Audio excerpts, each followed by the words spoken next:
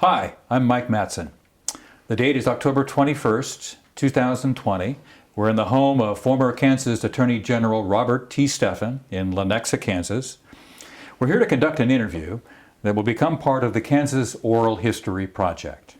David Heineman, a member of the Oral History Project Board of Directors, is serving as videographer. The Kansas Oral History Project is a nonprofit organization created to collect and preserve oral histories of Kansans who were involved in shaping and implementing public policy during the last half of the 20th century in Kansas. Recordings and transcripts of these oral history interviews are accessible to researchers, to educators, and the general public through the Kansas Historical Society and the State Library of Kansas. The Kansas Oral History Project is supported by donations from individuals and grants from Evergy and Humanities Kansas. Robert T. Stephan has the distinction of being the longest-serving Kansas Attorney General, serving from 1979 to 1995, and being elected 4 times in that capacity. Prior to serving as Attorney General, Stephan served as a Wichita Municipal Court judge and then as judge of the District Court for Sedgwick County. He has been a licensed attorney for more than 50 years. Bob Stephan is a Kansan of Lebanese descent who was born and grew up in Wichita. He is a 1950 graduate of Wichita North High School and earned his bachelor's degree in political science in 1954 and Juris Doctorate in 1957, both from Washburn University in Topeka. Mr. Stephan was admitted to practice law before the Kansas Supreme Court, the United States Federal District Court, the 10th Circuit Court of Appeals, and the United States Supreme Court. As Attorney General, Mr. Stephan worked tirelessly to implement a number of important issues, including enhancing victims' rights. He first established the Kansas Attorney General's Victims' Rights Task Force in 1987. Through the leadership of Attorney General Stephan, this multidisciplinary task force developed recommendations that led to many changes for victims in Kansas and culminated in the 1992 Kansas Constitutional Amendment for Victims' Rights. During his career, General Stephan has taken on many different leadership roles that illustrate his unique ability to effectively serve the public. He served as chairman of the Kansas Sentencing Commission, chairman of the Kansas Governor's Domestic Violence Fatality Review Board, an advisory committee member to the United States Department of Juvenile Justice and Delinquency Protection, and as president of the National Association of Attorneys General, just to name a few. Throughout his career, General Stephan has actively participated in local, state, and national boards and civic organizations, including Access to Justice Committee, he was appointed by the Kansas Supreme Court, the American Cancer Society, the Kansas Bar Association, Big Brothers and Big Sisters, Kansas Legal Services, the Johnson County Criminal Justice Advisory Council, and Special Olympics Kansas.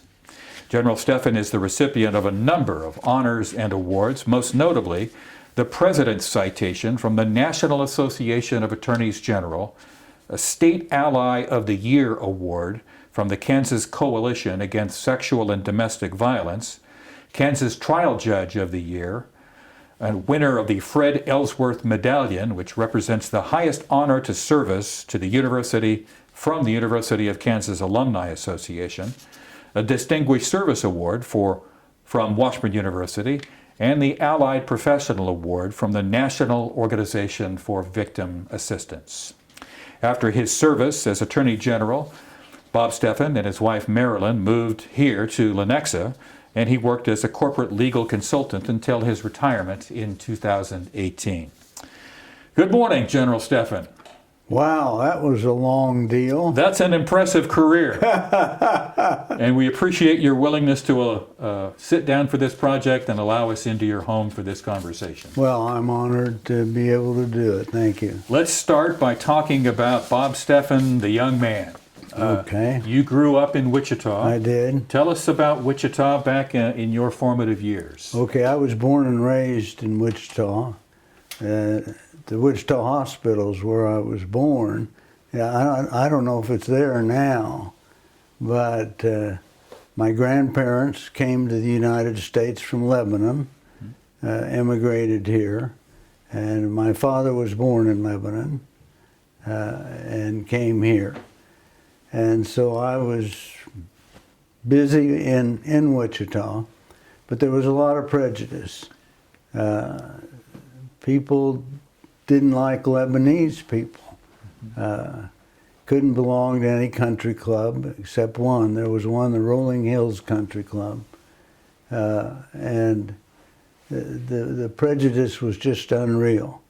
In grade school, sometimes we'd get beat up, my brother and I. In fact, one day they beat Don up, that's my brother. And so I grabbed a sledgehammer, went across the street, and they were building a rowboat, these guys. And so I took the sledgehammer and busted it up. I shouldn't have done that, but I did. And the prejudice just increased. Once some guy called me a dirty Syrian, and I didn't know who he was, but that's the way it went. And being of Lebanese descent was a bad thing in Wichita. So everything kind of went along, and I made it. Did that what you describe as that those challenges from folks who didn't appreciate your ethnicity? Yeah. What did that mean for your parents when they saw their children being inflicted with some of these challenges? Well, I'm sure they were used to it, and they put up with it and just accepted that that was going to happen. But my father, he was not a nice guy. Mm. He was alcoholic. Mm-hmm. They had a little grocery store, mm-hmm. and they both worked in the grocery store. But when he was drunk, he beat my mother up, and he would beat me up. But I don't think he ever did that to Don and Jeanette, my brother and sister. So they got along. They worked the grocery store together, but I still dream about the beatings that she endured. Sure. And especially once when the police came to my grandparents' home, my mom was in bad shape, screaming on the couch, "He's going to kill me." And the police took my dad off. It's something I'll never forget, and it's something I dream about today. Did that, when you think about your brother and your sister, your siblings, the children of these two, did that bring you together as siblings closer perhaps to otherwise might have been? I don't know if it did or not. I don't think they were subject to the abuse from my father that I was. And in fact, when he died, he was living in Fort Wayne, Indiana then. They went to his funeral. I didn't go. I didn't have any use for him, and frankly don't today. But it was a tough childhood.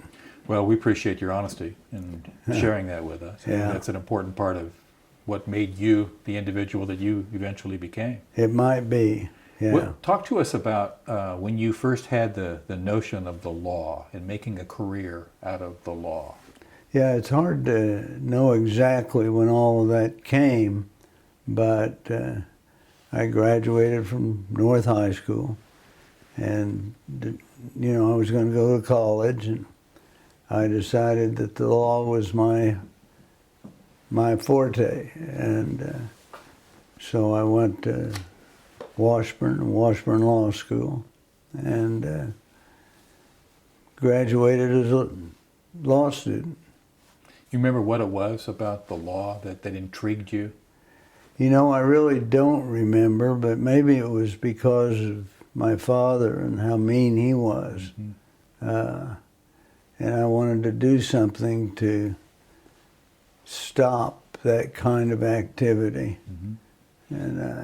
and I think I did stop some of it, Right. and years later. You bet. And we'll talk about that here in Okay. a minute or two.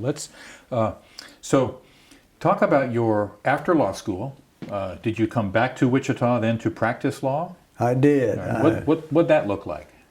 Well, it was different. I went with a law firm there and did legal work, the usual stuff, and became a municipal court judge, which was neat, and I enjoyed it.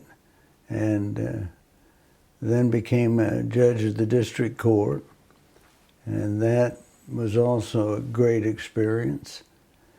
So things went along well, and I decided to run for Attorney General. I'm not sure why, but I did. And that would have been 1978. Yeah, in, right. In your first campaign for Attorney General. Right. Let's talk a little bit about the position of Attorney General. It's sort of a unique position within state government with respect to the power and the authority and the duties and the responsibilities. When you thought about running, did you have a sense of what the actual duties would be and the power and the ability you would have to help move policy kind of stuff, or was it a career ambition? Give us a sense of what drove the decision. Yeah, I wasn't really sure what I'd be doing if I won the race for Attorney General, but it was a good position, certainly a good for a lawyer, and I wasn't sure that I could win the first race, and I did. Right. And then I won 3 others after that. So when you won that first election back in November of 1978, you were a sitting district court judge. Yes. In Wichita, in Sedgwick County. You got to move to Topeka, right? Right. Was it move your family and create a whole new basic life? Was that difficult? No, it really wasn't. Yeah. I mean, I won. I was the Attorney General, so I was in charge. Yep. It was just a good responsibility. And it's, as scholars I'm sure are aware, right, people that are looking at this interview, the Attorney General for the state is basically the state's lawyer.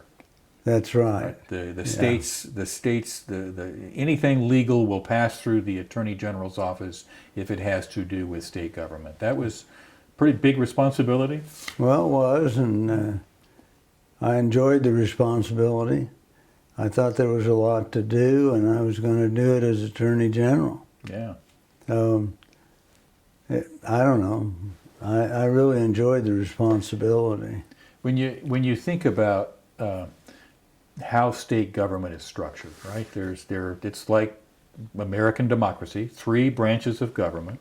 There's an executive branch, there is a legislative branch, and there is a judicial branch, right? The Attorney General in Kansas is part of the executive branch, yet Right. you are connected at the hip almost with the judicial branch just because of the nature of the work, Right. right? And then the legislative branch will look to you or the Attorney General for legal opinions, right? The Attorney General's opinion Right. became a pretty big deal, right?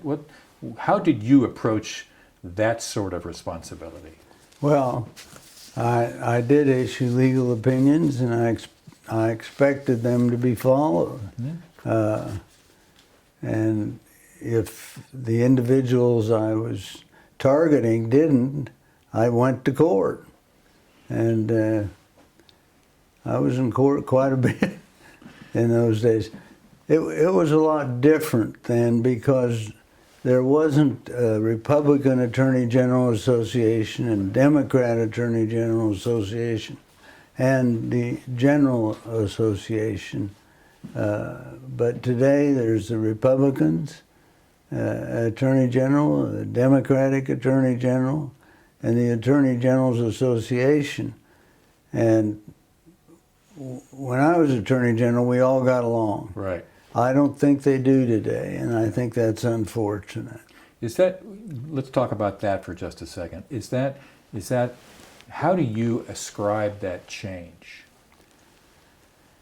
Well, I think it's just the way times change, and it's unfortunate because a lot of ill will goes with that.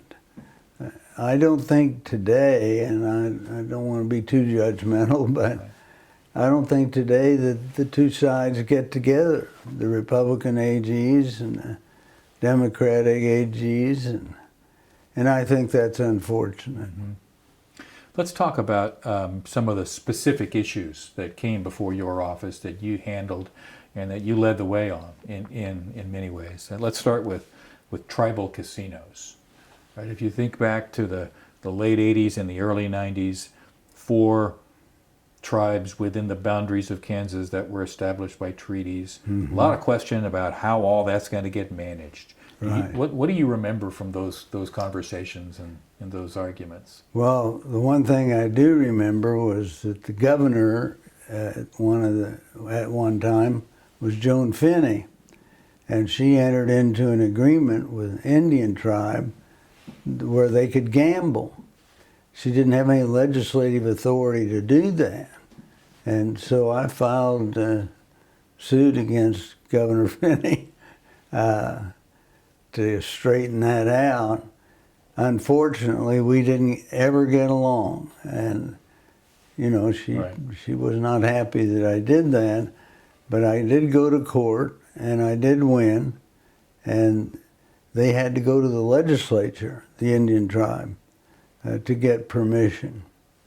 So that was unfortunate. It's probably important to point out, and I can remember those times. I was a journalist at that time, you'll recall, and I remember covering those conversations. And my sense was you didn't file these suits to be personal against Joan Finney, the individual. You were simply upholding what you viewed as your role as Attorney General as the right way to basically implement the law. Yeah. Fair? Well, the governor didn't have any right to do what she did without legislative authority. And I tried to tell her that, and she wouldn't listen. And it led to a bad situation. On the subject of relationships with other elected leaders, right? You were always amiable, right? You left a good impression with the public. I hope so. This clearly was, one would make an expectation and an assumption that was by design. You knew what you were doing with respect to the way you wanted to relate not only to the public and your constituents, mm-hmm. but your colleagues who were also elected officers. Is that a fair? Yeah. Okay. Yeah, I think so. I should mention that one of the former attorneys general was Vern Miller, who grew up 2.5 blocks from me. And another attorney general was Kent Frizzell, who grew up across the street. No kidding. From me. So the 3 of us were within 2.5 blocks of one another. I liked them both. Vern and I got along, Vern Miller, but I reversed one of his opinions, and I don't think that made him very happy. Right. That had to do with serving alcoholic beverages on airlines. Yeah. And General Miller said, you can't do that over Kansas. So they quit serving drinks, and then I became Attorney General, and I changed the opinion. I said it's none of the state's business. It's the business of the federal government. And so they started serving drinks, and that made me popular with the airlines and with their passengers. Right.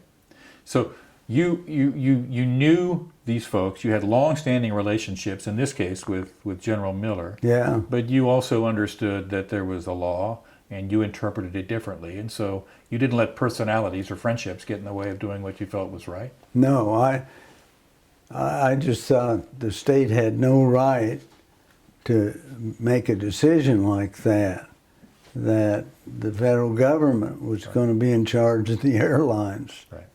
Let's talk about the Arkansas River. That was a battle that's been going on for decades, and you were deeply involved with that. and it was basically came down to Colorado versus Kansas. Mm-hmm. What do you remember about the early years of those conversations with the folks in Colorado? Well, Colorado didn't want to get along, and they refused to admit that they were taking advantage of the Arkansas River, and we should have been working together, but we weren't. And so I ended up in court. Mm-hmm. That's what courts are for, and I sued Colorado, and I won. You were never shy about going to court when you felt you had a good case. No, the same thing happened in the Supreme Court of the United States. Mm-hmm. And that was had to do with Indian reservation. Nagansat, I think, was the Indian. It was whether or not the state had the right to prosecute on a reservation for a violent crime. Mm-hmm. And so I ended up in the Supreme Court of the United States, and the Supreme Court said the state does have the right to take on violent crime on a reservation, and so I won the case. Mm-hmm. That was a great experience. That had to be a highlight of your career. Oh yeah, there's no question about it. I think of it often. What was it like? It's hard to put into words, but to know that there you are, just little old Kansan in the Supreme Court of the United States, arguing a case. Didn't know how it would turn out, but what a wonderful experience. And it turned out that I won. Mm-hmm. And that made the experience a lot better. So when you're actually in the room, right, and you're standing up there making that argument, and there are 9 justices of the United States Supreme Court listening to you, yeah, that's got to be pretty significant, sort of lifetime memory. Oh yeah, I'll never forget it. I'll guarantee that. I can imagine. As I look back on it, I can't believe that I was there. Right? I was fortunate to have the opportunity. Let's talk about open meetings and open records. You were involved with some of those conversations, right? Yeah. And that basically came down to, I may be oversimplifying this, but one side wanted to keep things secret, and another side thought that this is a public record. Is that a fair assessment of the argument? And, yeah. And your involvement with that was aimed at helping to ensure public accountability? Open records, yeah. That was one of my important endeavors as Attorney General, so that the public was aware of what was going on in state government. It was tough to go there because the different entities wanted to keep things secret. And I said, you don't do that. And I was able to stop it. Yeah, one more sort of piece of evidence, if you will, that fills in the narrative of your career of recognizing that even though it may be difficult, and even though you may irritate some people, you were going to do the right thing. Well, I was going to try to do the right thing, and of course I ended up in court again. Yeah. Seems like I had to go to court a lot because state government, federal government didn't want to listen to me. Do you remember, what was the reaction from those who were married to the way they'd always done it? And all of a sudden, here comes a guy who says, nope, you can't do it that way. Did they take it personally, or did they understand that this is simply a policy issue that needs to work its way through the system? No, they took it personally. Unfortunately, it caused some ill will with members of state government, but I felt like I had a duty to carry out the rights of people to know what was going on. Did all of these fights, did you develop a thick skin, or what personally as a human being, how did you react to these circumstances where people would take it personally, and yet you knew you had a firm belief in what was right? Yeah, well, they wanted to be personal, that was their problem. Yeah. And I regretted it because I really did respect those in state government, but I couldn't stand by and let them do whatever they wanted to do. If I thought it was a violation of the state constitution, the federal constitution. So I would proceed, and I would issue a legal opinion, and if they didn't follow it, I'd go to court to enforce it. Consumer protection. Right? Yeah. The average consumer may not be aware that they may be taken advantage of. In your office, under your leadership, beefed up that role a little bit. Talk a little bit about that. What do you most remember about your efforts related to protecting consumers? Well, many times somebody wanted to make a big killing. They'd say they had an item for sale that wasn't any good, and there were millions of dollars involved in those things. And so I felt it was my responsibility to go after people that I thought were thieves and taking advantage of Kansas citizens. There were millions of dollars involved. What I remember most, a very personal memory of your work with consumer protection, you would say, and I still remember this, you would say, if it sounds too good to be true, it probably is.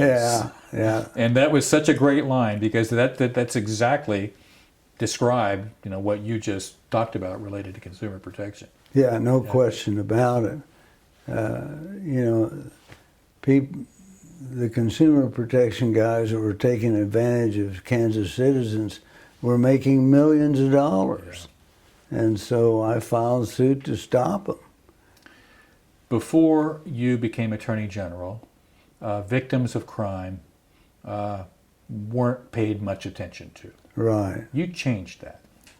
Why did you want to address that? Well, it just seemed so unfair to me that victims of crime were treated differently than anyone else under the law. They were there, they were hurt, they needed proper judicial action, and so I took on the responsibility of forming a victims' rights organization in the Attorney General's office. If you think about crime victims as a cohort of people, right? Mm-hmm. People who have suffered at the hands of a criminal, mm-hmm. There's really apart from government, there's really no other system that would allow them remuneration, right? And so what you were doing was simply taking the existing vehicles of government, especially in the judicial system, mm-hmm. and just beefing them up a little bit, right? And in addition to just shining a light, giving them a little bit of recognition that they've been through something here. Is that a fair assessment? Yeah, I think that's true. When they're a victim of crime, there really isn't any fully recognizable assistance that can be given. And so I formed a victims' rights board and made sure that they had someone to listen to them and that victims would be heard. Let's talk about sentencing reform, right? That seems to crop up once a generation. But you took that on, right? There were some challenges related to criminal sentencing reform, and you had some strong thoughts there, as I recall. Yeah. It's difficult to remember everything, but mm-hmm. I do remember that, unfortunately, criminal justice took on a role that really wasn't very responsible. And that people suffered as a result of it. And so I took correcting that on as one of my goals. And you can't talk about criminal justice reform in Kansas without talking about the death penalty. Yeah. Right? The death penalty is one of those issues in Kansas politics that seems to always be prevalent Right. in every generation. It clearly was when you were in office. Right. Do you remember some of those conversations and some of Well, I was a death penalty advocate, and there were a lot of mixed emotions with it. Right. But I advocated the death penalty, and it was there. As I recall, I don't think anybody was really ever executed when I was Attorney General, even though I was for the death penalty. Right.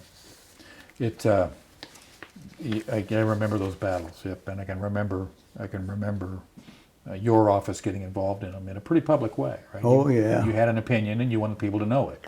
Yeah, absolutely. When you think about that, did you consciously think of the bully pulpit of the Attorney General's office, especially on some of these issues that were legal in nature?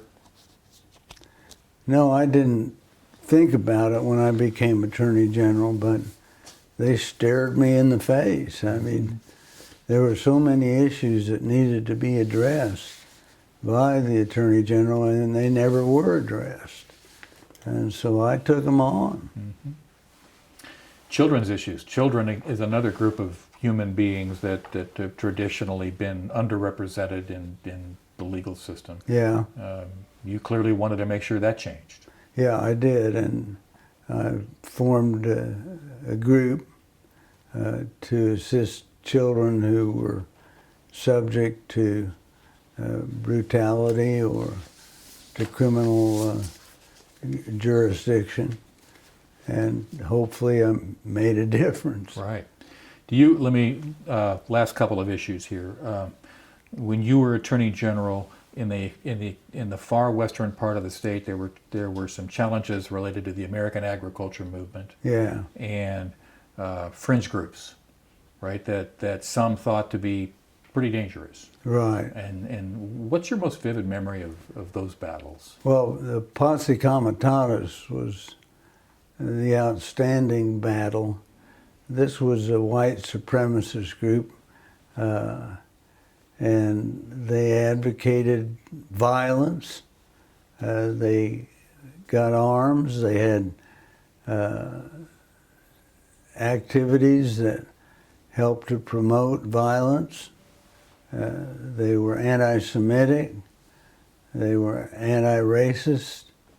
And so I took them on. Mm-hmm.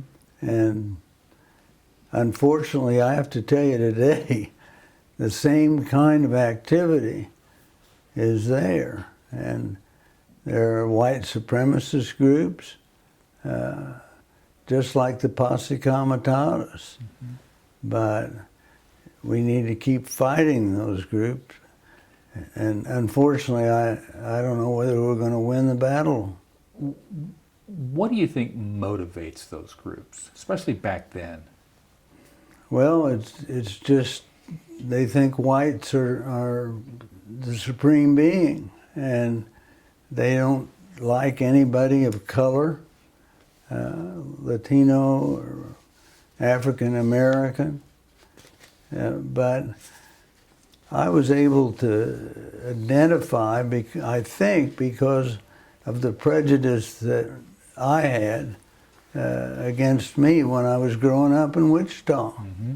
And so I took them on. Sometimes I won and sometimes I didn't. It sounds like, based on this conversation, that so many of the issues that you dealt with as Attorney General were informed by events and circumstances of your upbringing.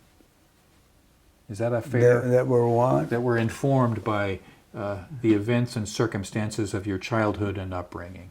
Yeah, I You think saw unfairness. Yeah. You saw prejudice. Yeah. You had an opportunity as Attorney General when you saw those things. You didn't hesitate. No, I didn't, because I knew how unjust it was, and frankly un-American. And so I took those issues on, and hopefully I was successful. But it was not a very pleasant responsibility. You touched earlier on your appearance before the U.S. Supreme Court Right. as a career highlight. Uh-huh. Are there other career highlights from your time? I think the Supreme Court was the top Is that right? thing, and it gave the state jurisdiction for violent crime on Indian reservations. But most of it just seemed to come on. I mean, every time I saw an injustice, I thought we can do something to stop that. And that gave rise to a lot of side issues. There's a lot of people who feel that way, Yeah. but not everyone is Attorney General of a state.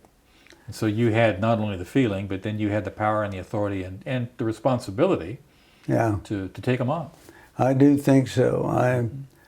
I'm pretty proud of my 16 years as Attorney General because I took on a lot of issues that were neglected.